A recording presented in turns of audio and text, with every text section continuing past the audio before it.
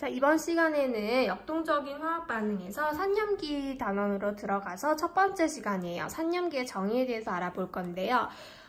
두 가지 정의를 알아보도록 할게요. 첫 번째, 아레니우스라는 과학자에 의해서 만들어진 정의, 그리고 브랜스테드와 로우리에 의해 만들어진 정의 두 가지를 비교해서 알아볼 거예요.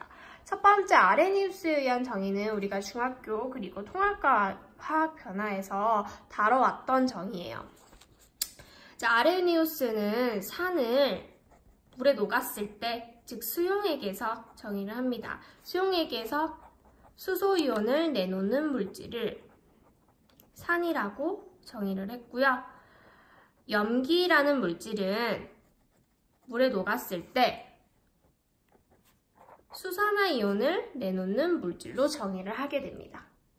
그래서 예시를 보면 염산과 같이 우리 강산이라고 하죠. 물에 녹았을 때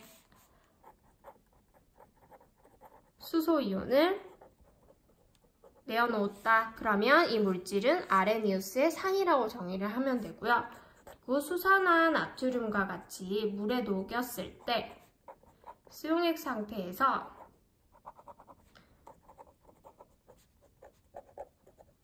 이온화되면서 수산화이온을 내놓는 물질을 아레니우스의 염기라고 정의를 할 수가 있어요. 그래서 여기서 중요한 건 산과 염기에서 이 이온들이 굉장히 중요한 역할을 합니다. 어렵지 않죠? 자, 책에서는 이렇게 수소이온과 수산화이온을 두 개씩 내놓는 이가산과 이가염기에 대해서도 반응식을 적어놨고요. 두 번째, 브랜스테드와 로우리의 정의로 넘어가서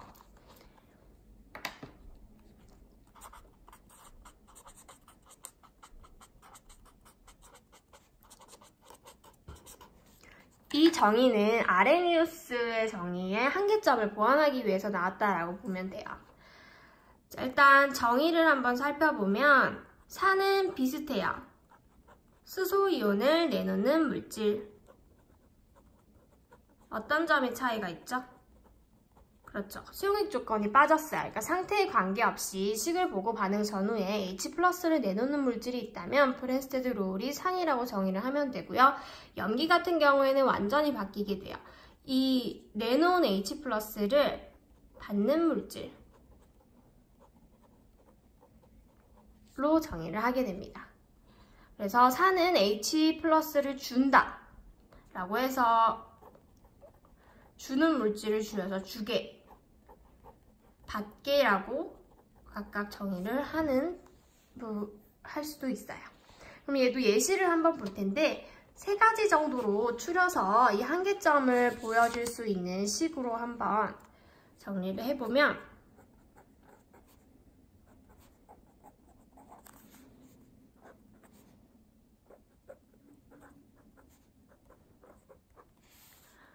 자, 물에 녹였다라는 걸 좀 더 구체적으로 써보면요. 염산이 물에 녹아서 이온이 되는데 실제로 이렇게 수소이온으로 존재를 하지 않더라는 거예요. 그래서 이 식이 현실적이지 않기 때문에 이 하이드로늄 이온으로 물과 결합을 해서 존재를 해요. 그래서 이렇게 식을 적었을 때 아레니우스의 정의로는 좀 애매한 부분들이 있다라는 거죠. 이 식을 봤을 때 누가 반응 전후에 H를 내놓았죠? 그렇죠. HCl이죠. 그러면 이 물질을 아레니우스의 산. 그런데 H를 내놓게 되면 받는 물질이 이 동일한 식에서 생기게 되죠. H2O가 H+를 받았죠. 브랜스테드 로우리의 염기라고 정의를 할 수 있어요. 자, 그 다음에 암모니아도 물에 녹여볼게요. 자, 암모니아가 물에 녹으면요. 암모늄 이온과 수산화이온이 생기게 됩니다. 그러면 반응 전후에 H를 내놓은 것, 그렇죠. 이번에는 물에서 H+가 빠져나갔죠. 내놓았죠. 그리고 이 H+를 암모니아가 받은 거예요. 아레니우스에서는 정의할 수 없었던. 왜냐하면 아레니우스의 정의에서 주의해야 할 것은 이 물질들이 직접 내놓는다라는 게 중요해요. 근데 NH3 같은 경우에는 OH를 가지고 있지는 않죠. 그런데 물에 녹였더니 OH가 생기죠. 그래서 이 암모니아 같은 경우를 정의하기 위해서 사실 염기의 정의가 확장되었다고 봐도 상관없어요. 자, 그리고 세 번째.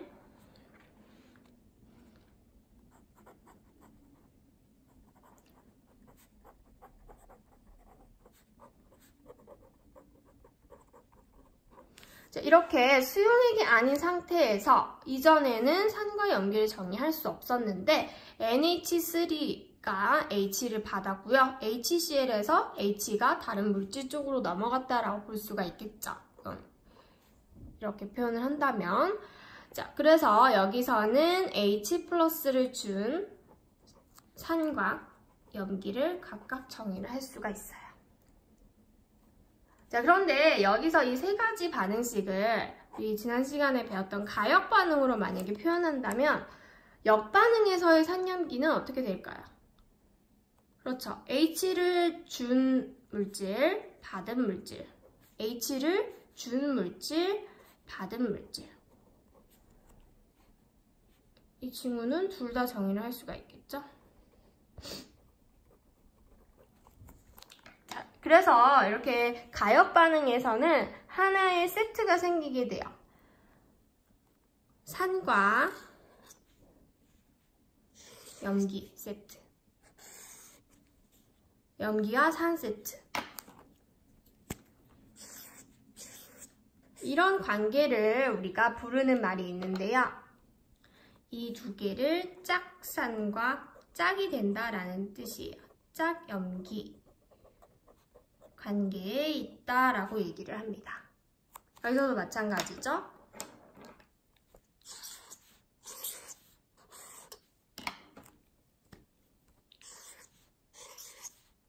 이렇게 세트가 되는 거예요.